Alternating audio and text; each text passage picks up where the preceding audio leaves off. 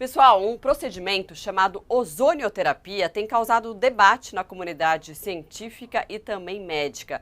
As promessas falam em aplicações do gás ozônio através do ânus, da vagina e por via intravenosa e que ajudariam na cura do câncer, no combate a infecções virais, endometriose, hérnia, doenças circulatórias e até depressão. Enfim, uma série aí de doenças.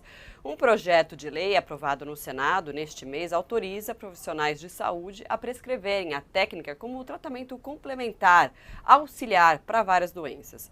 Atualmente, o Conselho Federal de Medicina autoriza o uso pelos médicos apenas em caráter experimental dentro de estudos científicos. E a Anvisa permite apenas para fins odontológicos e estéticos. O texto foi aprovado no Senado e ainda precisa ser sancionado pelo presidente Lula. Parte da comunidade científica é contra a sanção desse projeto. O argumento é que não há nenhuma comprovação de que a ozonioterapia é de fato eficaz. Hoje a gente vai conversar com o Leandro Tesler, que é doutor em física pela Universidade de Tel Aviv, professor da Unicamp e divulgador científico, que vai nos explicar então como que é e o que é a ozonioterapia, né, doutor? Muito bem-vindo, uma ótima tarde para você. Boa tarde. Agora estou te ouvindo. Boa tarde. Isso. Boa Boa tarde, então. tarde. Vamos lá, então, doutor. Explica pra gente que, de forma bem didática, né, o que é a ozonioterapia e por que resolveram começar a usar esse tratamento. A ozonioterapia é usar o ozônio com fins terapêuticos, né? O ozônio é uma molécula formada por três átomos de oxigênio, que é diferente do O2, o oxigênio normal que nós costumamos respirar. Então, é uma molécula muito menos estável do que a molécula de O2 e, por isso, tem muito pouco ozônio no ar, muito, muito pouco. Na verdade, o ozônio se forma expondo o oxigênio, o O2, a radiação ultravioleta ou altos campos elétricos, né? É por isso que tem a camada de ozônio que nos protege por causa do ultravioleta que é gerado, que vem do Sol e transforma O2 em ozônio. Em geral, no ar, o ozônio está em concentrações muito, muito baixas. O ozônio é muito tóxico, então a gente não pode ser exposto ao ozônio em altas concentrações, porque ele é um agente oxidante muito forte. E ele tem um cheiro característico. Quem já esteve perto de uma fotocopiadora ou de uma linha de alta tensão, tem um cheiro meio ocre, assim, meio que lembra o cheiro de cloro. Esse é o cheiro do ozônio. E a gente detecta ele em concentrações muito, muito baixas, né?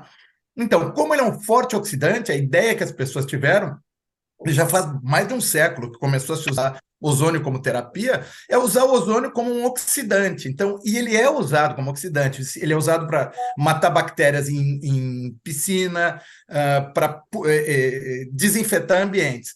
Então, a ideia seria usar ele para curar doenças, por causa das suas propriedades oxidantes. O grande problema é que é o de sempre nessas coisas. As suas ideias não correspondem aos fatos. Nas concentrações em que o ozônio é bactericida ou que tem algum efeito, ele também é tóxico para nós, para os seres vivos. Aliás, a FDA americana, né, a Anvisa dos Estados Unidos, diz que para que o ozônio seja eficaz como germicida, ele deve estar presente em concentrações muito maiores do que podem ser toleradas com segurança por humanos ou outros animais. Quer dizer, é aquela coisa, a diferença entre a experiência in vitro e in vivo, né?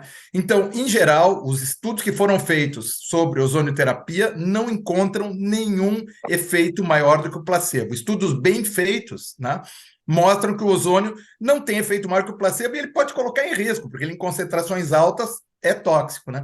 Então, não me parece uma boa ideia a aprovação do projeto de lei e o uso dessa terapia para curar alguma doença. Bom, então o senhor acha que não deve ser sancionado esse projeto?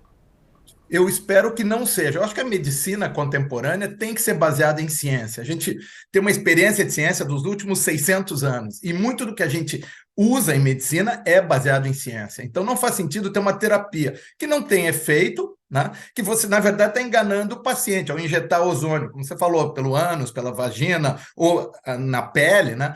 Você pode ter, no melhor caso, você não vai ter feito nenhum. Então, você está enganando o paciente ao usar uma terapia desse tipo. E todo mundo que diz que, mas eu me curei com ozonioterapia, ele se curou em situações em que ele se curaria de qualquer forma. Não foi o ozônio que o tratou. Até porque tem outro detalhe muito importante.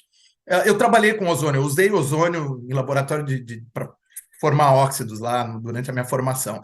Quando você prepara o ozônio, você tem que liquefazer o ar, onde o oxigênio onde está misturado com o ozônio, e destilar o ozônio para aumentar as concentrações dele. Se ele encontrar metal no caminho que ele está fazendo, ele se desfaz, inclusive ele explode, porque você aumenta radicalmente o volume do ozônio, né? Uma molécula de ozônio 3 transforma em moléculas de ozônio 2, vai sobrar um átomo de oxigênio, vai formar uma outra molécula e vai aumentar o volume muito rápido. Então, o ozônio é explosivo, e se tiver metal no caminho entre o sintetizador de ozônio, né, a fábrica de ozônio, que normalmente é feito com uma descarga elétrica, e o corpo do paciente, esse ozônio muito provavelmente vai se desfazer e vai se transformar de novo em oxigênio. Então, chega ao paciente quase nada de ozônio. É muito difícil quantificar qualquer coisa se tiver um catalisador que transforma o ozônio em oxigênio pelo caminho. Agora, professor, então tem algum tipo de comprovação de que ele de fato não funcione? E por que ele vem sendo utilizado, né, tão amplamente utilizado? É muito difícil a gente mostrar que uma coisa não funciona, mas não tem evidência de que ele funcione, ao contrário, né?